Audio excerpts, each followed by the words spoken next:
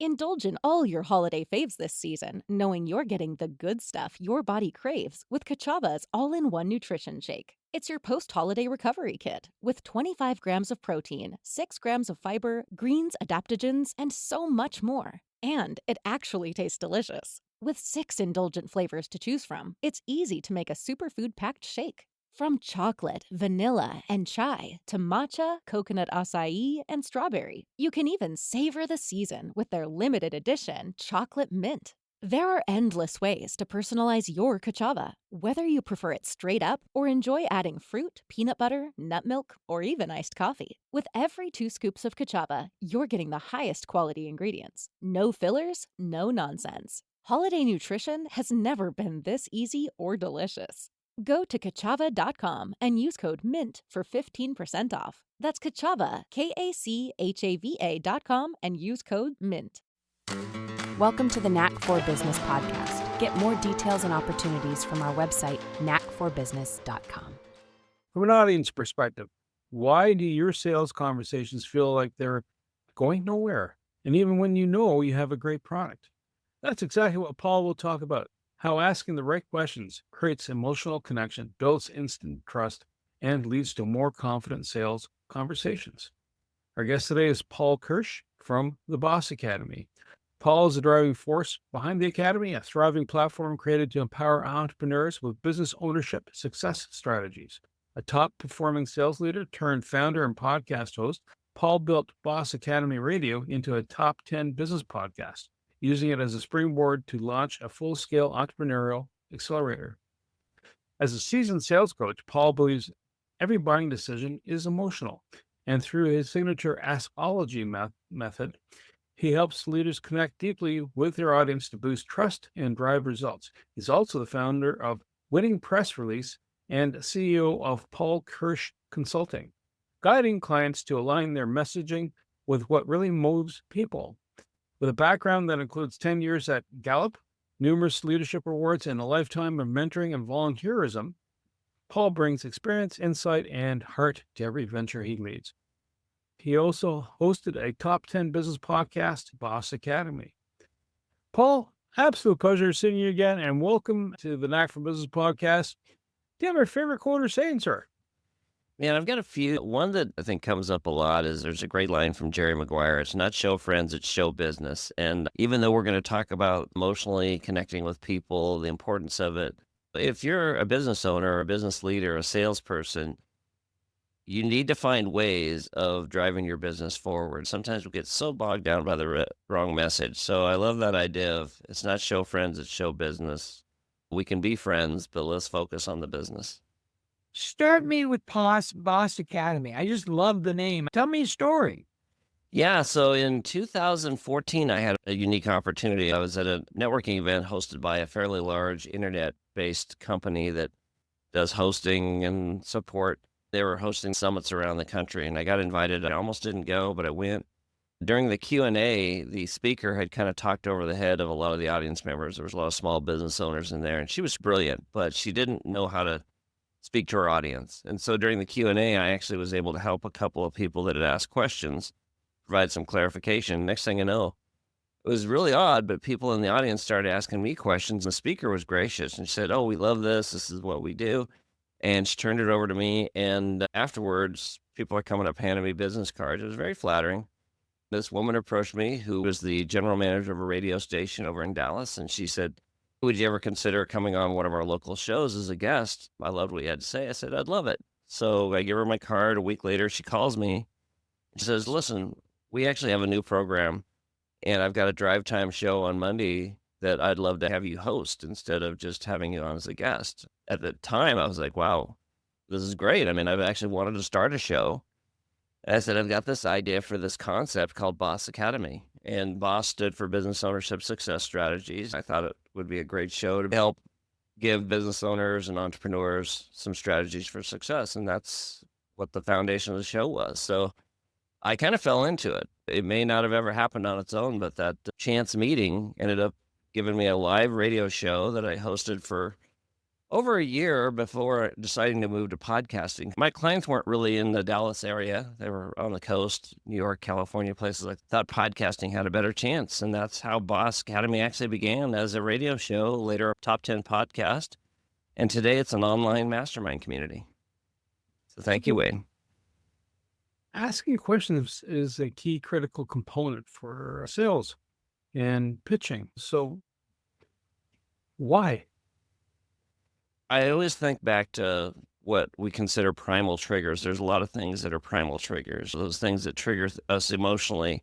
Sometimes we don't even know why we respond to them. Storytelling is a great primal trigger. It's like before there was newspapers, how did you share information? Through stories.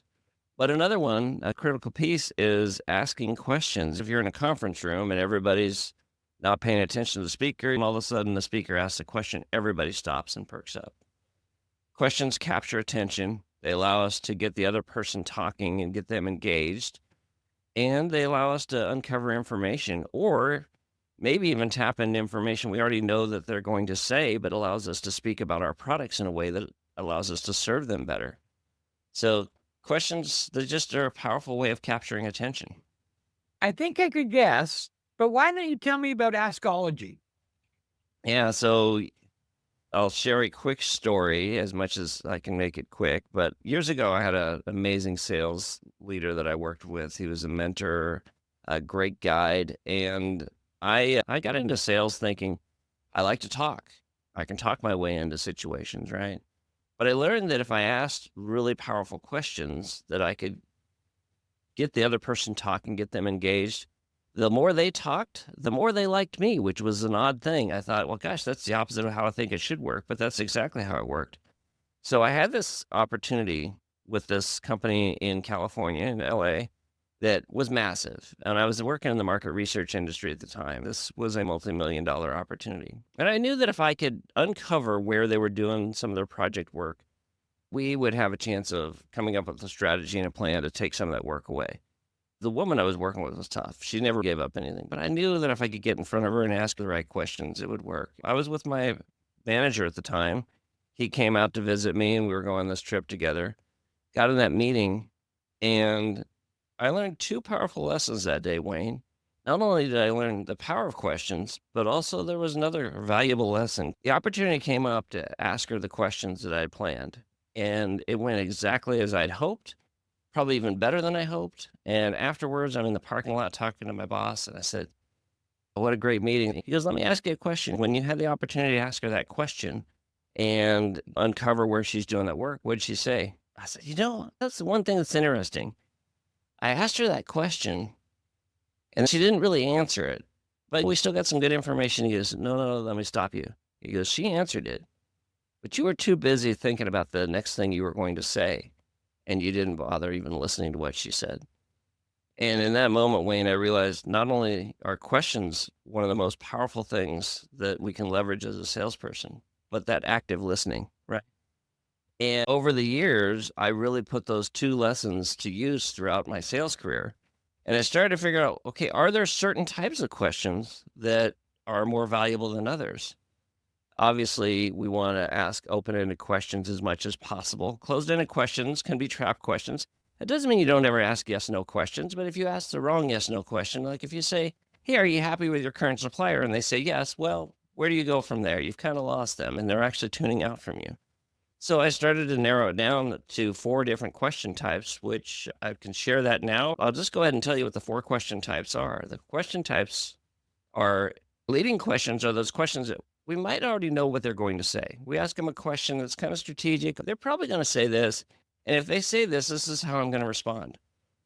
Then there's investigative questions. Investigative questions are the ones that we want to know the answer to. And with that information, now we can actually talk about how we can help serve them. Every buying decision takes place at an emotional level, which I personally believe it does. Often our clients are dealing with stress. They're dealing with pressure. They're dealing with frustrations. So empathy questions can allow us to tap into what are those things that they're going through that allow us to connect with them at a personal level. Maybe it's not even a personal level. Maybe it's just a professional level, but it's something that's holding them back. A fourth type is the question type that I probably tell people to use caution with the most. You have to be careful, but an instigating question might be, I can't believe your current supplier botched that job and put you in that situation. What did that do to the team morale? Now, you're touching on something maybe a little sensitive subject, but allows you to connect with them in a way that they're going, okay, he not only understands our frustration, what we're going through, he also understands why it matters, and maybe he has a solution to help us. So those are the four question types. And over the years, I've just learned that those four question types allow you to engage and drive powerful conversations. It's interesting. When you describe the four types, the immediate thing I started thinking about is negotiation, the art of negotiation, or gathering information. I've seen different people speak to this. You see it on Instagram. Pick the agency that you like, and they're off, and they'll do this as a lead-in. And it almost seems like you have to have that flow. You have to understand where things are going. How much research do you have to do prior to your interview with the client? Yeah, great question. It depends on the situation. I'll be honest with you. It's just maybe something that's naturally ingrained in me. I'm a curious person by nature. So I've become really good at asking questions, not because I'm trying to do something manipulative or strategic, but I just really want to get to know the other person, know what they're going through. I don't always have to do a lot of research because I'm good at asking questions on the fly. But I think if you're just learning to become better at asking questions, it's always important to know who you're talking to, what they're going through. And you mentioned negotiation. One of the philosophies, I'm sure you've heard it, I grew up thinking that was true, was the first person who speaks in negotiation loses. Well, that's absolutely not true. In fact, really good negotiators are often the ones that lead the charge. If you are driving the conversation and controlling the conversation, asking them powerful questions can allow you to really control the conversation, take it where you want it to go. You want to work towards a win-win scenario with negotiation, but you definitely don't want to be on the losing end. So finding ways to keep them engaged and keep them feeling like you're driving towards a win-win scenario is powerful. I don't always do a lot of research with every conversation because sometimes you don't have that opportunity, but it's always better to be armed with more information than less. But if you get good at asking questions, you can actually walk into a scenario not knowing anything and walk out with a lot of information because you just found a way of uncovering some information. And you're paying attention to the cues. Yeah. Active listening. Bernie brought it up, and you mentioned it earlier. Tell me about these cues. Well, why don't you drip a pin drop so we can go, oh, that's a cue? That's a great question. To say that it's based off of some cues that you're listening for makes it sound like it's something artificial and you're forcing it. Wayne, I treat it like this. If you want to get good at getting to know people, uncovering what makes them tick, find ways of talking about your brand, get good at conversations. And conversations are not just about talking and telling. They're about inquiring and getting to know them. And if you're good at conversing, then you don't have to worry about cues. You just worry about, okay, am I really connecting with this person? My goal when I'm with a client, and we've all been there. Have you ever been talking to somebody that they just don't seem to want to engage? They don't want to say anything. You're talking about your brand. You're talking about those features and benefits. You're telling them how great your stuff are, and they just kind of sit there. Well, if you ask questions and they don't respond, maybe they're disengaged or maybe you're asking the wrong questions. But if you ask questions, most likely they're going to respond.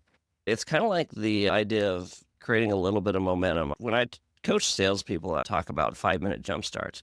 You can do anything for 5 minutes. You want to get up and start cold calling first thing.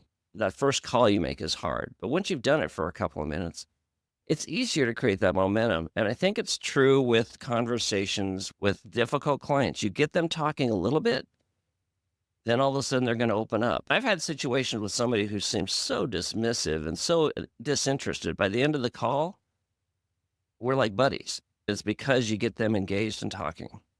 Something I call a campfire moment. Tell me about storytelling, and when do you check in on the story to see where they are?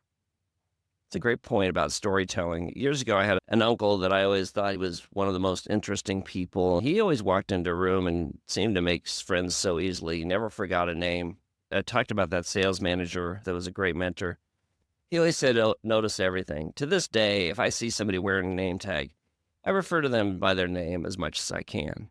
Good storytelling, whether you think stories are made up of 7, 8, or 10 different elements, you got your characters, you got setting, you got the plot, the conflict, the theme. But in the end, to be a good storyteller, you need to find ways of creating a story that actually has some sort of, whether it's a conflict or not, some sort of moment of excitement, moment of opportunity, moment of learning. A good story often does have conflict, and then there's a resolution. Oh, there was this problem with this client, and we found a solution to make sure that never could happen again. Storytelling is about trying to drive engagement. If you're not a good storyteller, become one. I used to listen to myself on recordings. I would record myself on sales calls. Windows up in my car, driving down the road in San Francisco, pulling up to a stoplight. Somebody next door to me, they can't hear anything. But in my mind, I'm like, oh, it's so embarrassing. Oh my God, these people know what I'm doing. They know I'm listening to myself. But over time, you start to, am I asking good questions? Am I telling stories that engage, or am I boring them to tears? The best way to get better at anything is to record yourself, listen to it, and say, okay, I need to work on this. And I think storytelling is not a perfect science, but anybody can become a better storyteller. And if you're somebody that is talking to people, I love this example.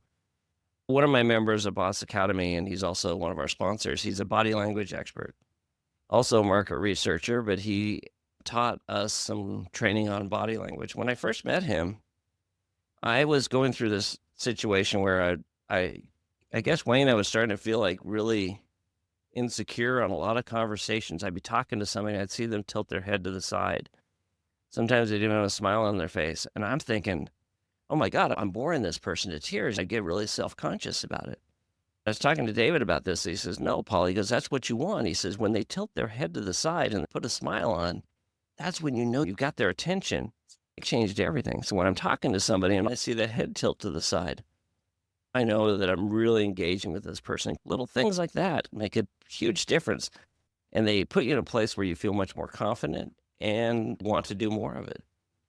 You ever put a mood music in with the story? You do any ambiance moments, or you stage it, or practice doing improv? I did improv comedy for about 3 years. I was on a traveling team stationed out of a comedy club here in Fort Worth. Improv taught me a lot. The yes and philosophy is so great because it happens so much in companies. Somebody throws out an idea, oh, we can't do that. That's never going to work. Oh, we can't spend the money on that.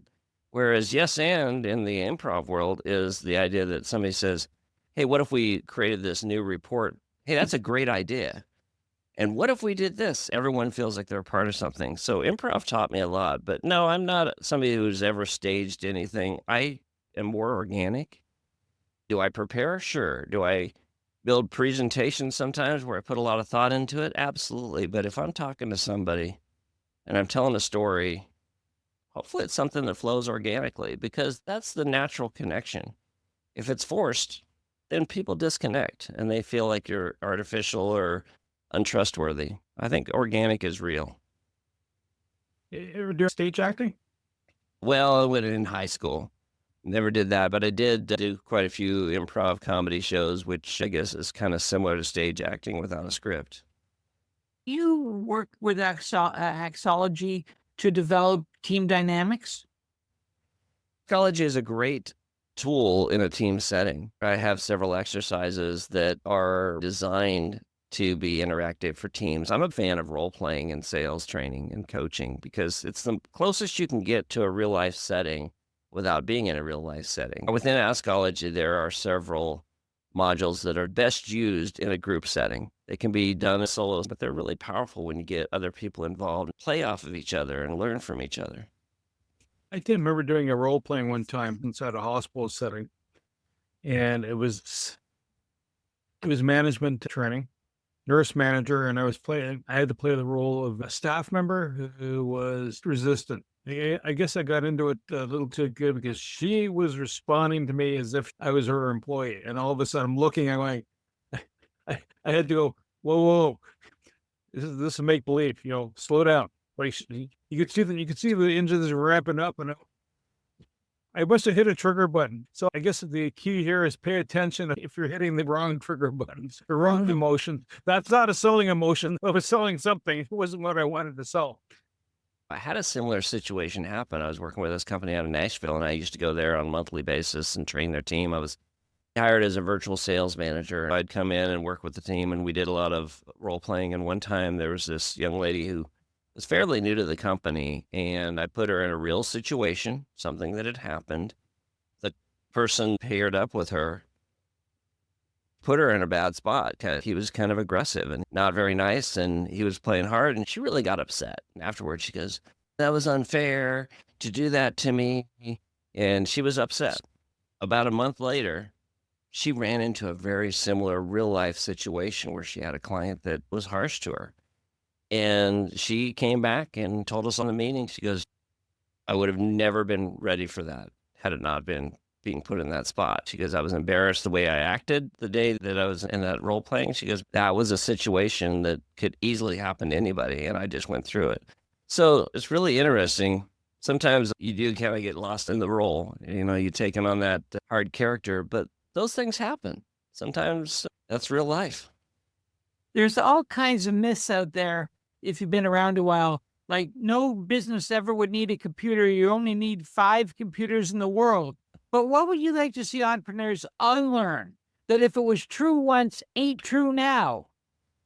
Well, I would say, Wayne, that this reliance upon features and benefits selling on its own is a challenge for most people to get in those situations because you're going to lose the other person. You're not going to connect with them. If all you're doing, and it's easy to talk about features and benefits because we fall in love with our products. Within a company, we're talking about, oh, we just created this new widget and it has all these features. It's so cool. But that's not what people are ultimately buying. The guy you're talking to, the gal you're talking to, maybe they're dealing with, oh my God, I don't know how I'm going to keep the doors open. I don't know how I'm going to make payroll. Wow, it's like this sure we're facing from our vendors. They're dealing with stress and emotional issues, and you're talking about widgets, talking about features and benefits. On its own can cause you to lose a lot of credibility, and then you're going to go, well, gosh, nobody's seems to be buying our stuff. Well, is it that nobody's buying, or is it that your message is missing the mark and you're not connecting with them where they need to be connected at? So I think that just relying on features and benefits alone is something that I'd like to see people become less tied to.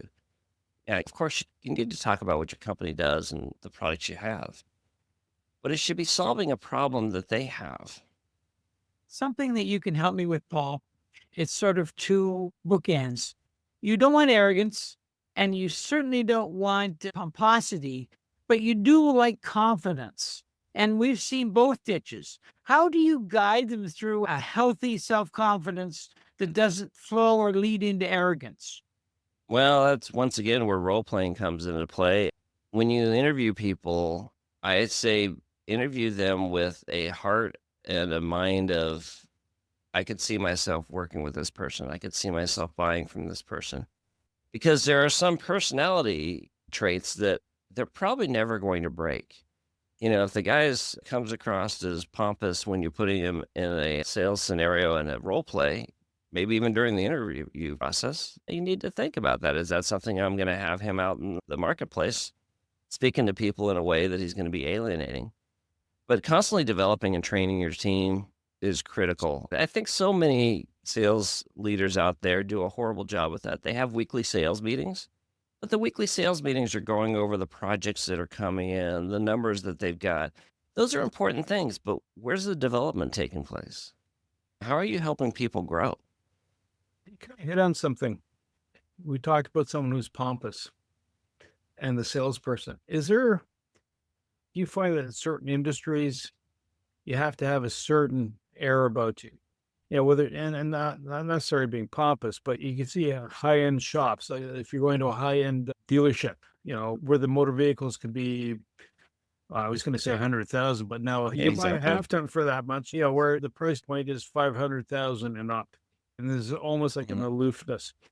You have to kind of pair yourself up to the circumstance at the time. Because, it's not necessarily being authentic, because that may not be you, the true you. But you also have to realize that who you're going to engage has an expectation. Is there a bit of pairing up so that you're in harmony with where they're at, or what's the scoop? I think that's a really interesting question. If you've ever dealt with a surgeon or somebody at that level. I was getting close to those that are. Yeah, I mean, there's definitely, I used to work for a company that the board of directors was almost entirely made up of very arrogant medical doctors and surgeons, and they were difficult to work with. Think about the movie Pretty Woman. Pretty Woman's a great example. She walks into a store and she's treated like garbage because the woman doesn't think she has enough money to shop there. A lot of times that training takes place at the top and it trickles down. You see your boss acting that way towards customers, you emulate it. Or you hire people that have a similar tone. I think nice guys finish last. I don't agree. I think smart people that know how to engage, that are nice, are going to do well in any industry. Yeah, you have to be able to fit in. You're talking to somebody that is worth billions of dollars. You need to be able to relate to them at their level. But that doesn't mean you treat everyone else like garbage. You have to be able to connect and talk to. I've always said I'm a chameleon. I can talk to anybody. I can connect with anybody. If you put me in the setting with somebody who's worth billions of dollars, I'm going to be able to have a conversation with them. Now, are they going to say, well, Paul's a billionaire? No. But most of the salespeople they would be working with wouldn't be either. But the guy who comes in that's now worth $1 million is going to get treated well because I'm going to find a way of connecting with him. So I think that's a missed opportunity when it comes to leadership and training.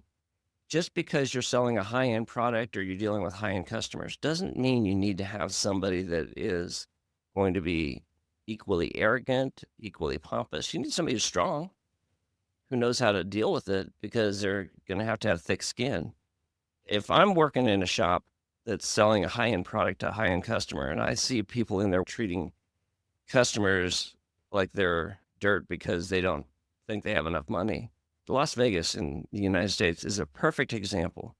You go to any shop in Las Vegas, and they never make assumptions at who has money.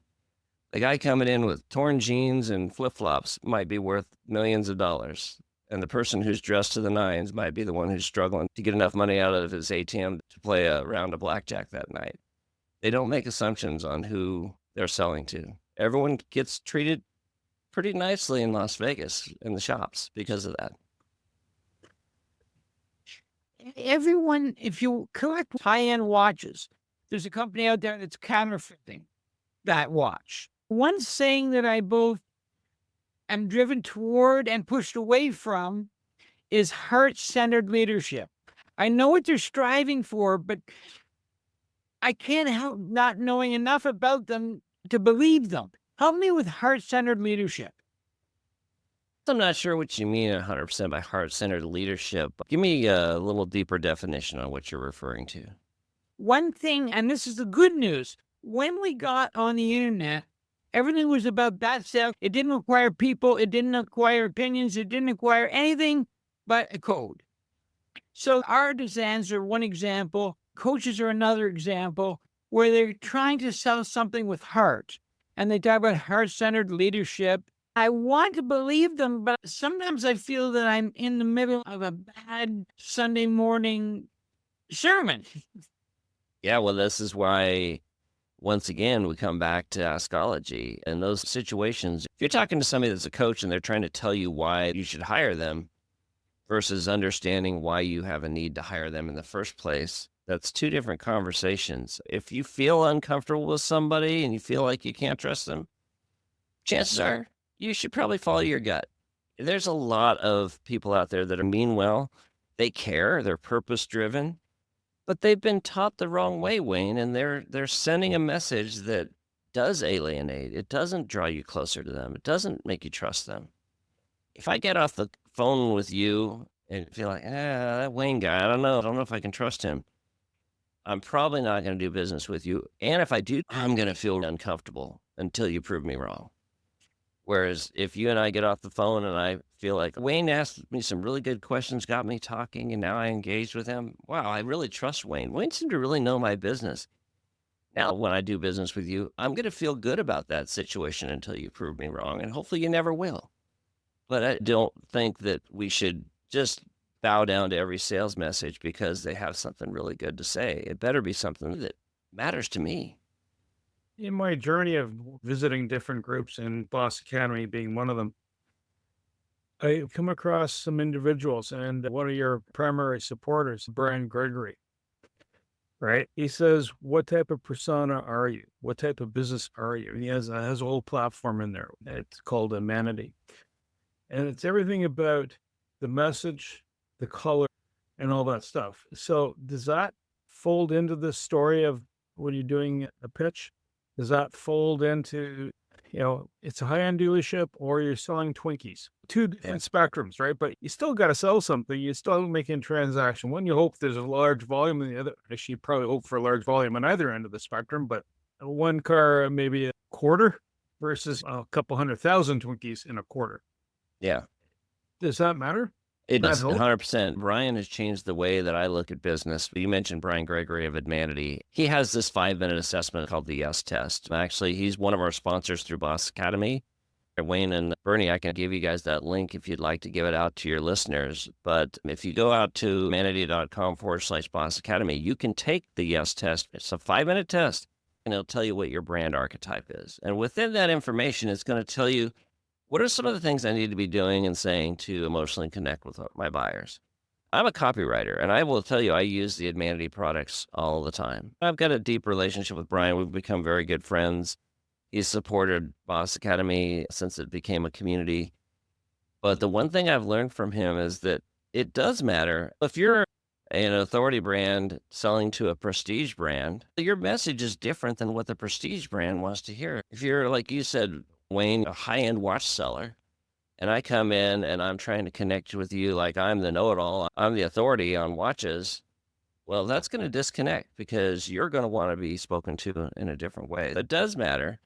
I think it's important that if we're marketing or coming up with sales messaging, we need to know who our audience is so that our message resonates. Coming back to Askology, though, Askology allows you to connect with anybody without knowing who they are because you're asking questions, you're uncovering.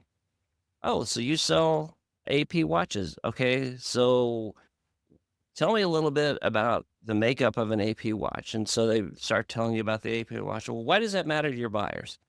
And now all of a sudden they start talking about it, they're passionate about it. I'm going to learn something, but then I'm like going to be all of a sudden now I've got a message that I can connect with them on. It's like, okay, I understand that. So you've got these AP watches that people are buying because they're a prestige brand.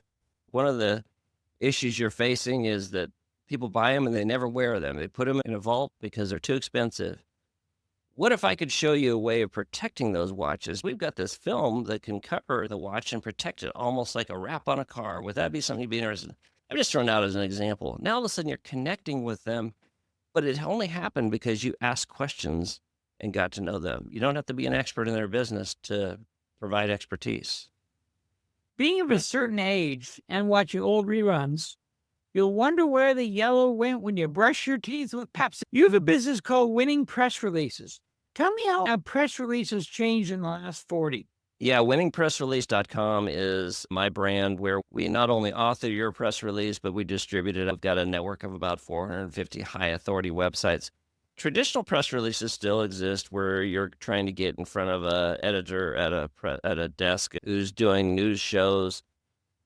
But that's harder and harder unless you've got a really newsworthy product or story.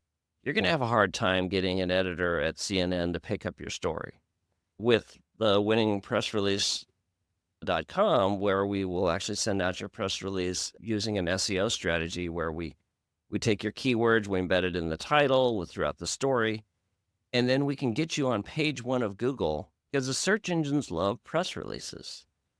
Press releases, they'll stay sometimes forever, but most press releases stay at least for a year.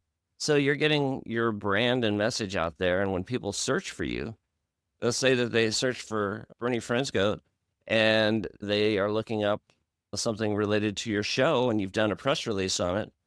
Now, all of a sudden, that press release is showing up on page one of search or showing up high on the searches. So your brand is always getting exposure. So that's why we do it, and it works well. I started doing it because I have a digital marketing agency that I've run since 2014 called Selliance. And one thing we noticed that SEO is changing. It's harder and harder to make SEO work. It's an expensive practice to do it right. But the press releases are a little bit of a jumpstart and give you a lot of exposure. Wow, I didn't realize that SEO is becoming more of an arm wrestling as opposed to this is easy.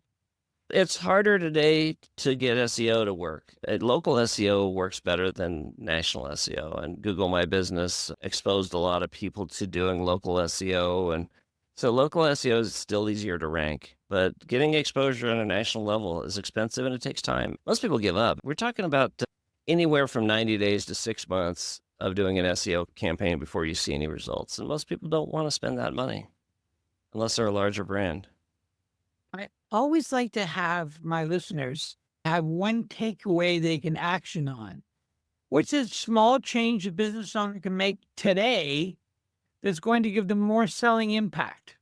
Well, I'm going to give you guys, I think I already sent it to you, Bernie, a copy of my Askology ebook. It's a simple 4 or 5 page read that will give you a great jump start. It'll go over those 4 question types. Just get in the habit of asking better questions and drive engagement. You mentioned the word pitch several times, Bernie, and I don't want to make that sound like a negative, but often we associate pitches with telling. And Jeffrey Gitomer, who wrote the Little Bit Red Book of Selling, the Sales Bible, he always said people hate to be sold, but they love to buy. I have always said that if you're telling, you're selling, and no one wants to be sold. It's the same idea. That's why questions are important. So that's where I would say to start, Wayne. Now, we are on the internet, which means anyone with a browser could be listening. If you have either an ideal client or a geography, who are they and how they reach you? Well, my client base has always been, since I started my company in 2009, been small to mid-sized business owners. Now, if you want to get technical, when you say mid-size, you're talking $50 million plus. I'm actually not interested in working with companies of that size because they've got layers, they've got resources. Most of my clients are in that $20 million and under range, even down to solopreneurs, and that's who I enjoy working with. I work with people all over the world. My primary clients are in North America, but I've got clients in Europe as well. Australia. What, the kangaroos giving you a hard time or what?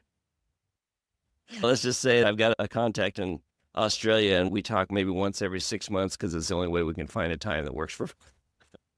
I would encourage you to go to paulkirch.com or bossacademy.com, and I'm out on LinkedIn. Those are 3 areas to find me and connect with me. And I want to say thank you to Paul Kirsch, Wayne Pratt, my co-host, you, the Knack for Business listeners, because you know what? Without you, what's the point, right? Wayne and I have become more edified, but you also get more information. Paul helps owners and entrepreneurs turn awkward sales conversations into finding that emotional trigger that helps the sale. At the same time, it's not selling, but telling a story so you can sell your product in the process. The person buying will want it and knows they want it, not because you're fluffing them. To reach the podcast hosts, email them at info@creativeinsight.com or by the website creativeinsight.com, spelled KREATIVINSIGHT.com.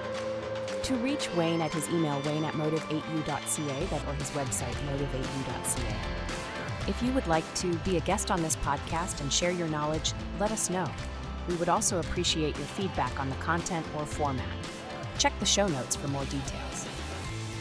For these podcasts, we like to acknowledge the support and thanks to the following people: Carl Richards from Podcast Solutions Made Simple, Fred Crouch, the Property Wizard podcaster, where Bernie is a co-host, Jovan Strika from At Hive, a co-working space that is more than just a space, then Melanie Weber, Bernie's invaluable business partner, and Wayne Pratt from Motivate You Inc., who serves as both a coach and co-host of these podcasts. Disclaimer: Please note that the Knack for Business podcast episodes are meant solely for educational and general informational purposes. The information and opinions contained within are not intended to be professional advice on any subject matter. The thoughts, views, and opinions expressed by the participants are their own personal beliefs and do not represent the views of the podcast hosts or any affiliated organizations. It is important to note that this podcast is not a replacement for consulting with certified experts in your area who possess knowledge of your unique situation. The hosts of the podcast, along with any participants or affiliated groups, do not take responsibility for any actions taken or not taken based on the information presented in this episode. It is highly recommended that individuals seek guidance from their own personal advisors in fields such as accounting, law, or other pertinent areas prior to undertaking any actions or making decisions that may impact their financial, legal, or other aspects of life.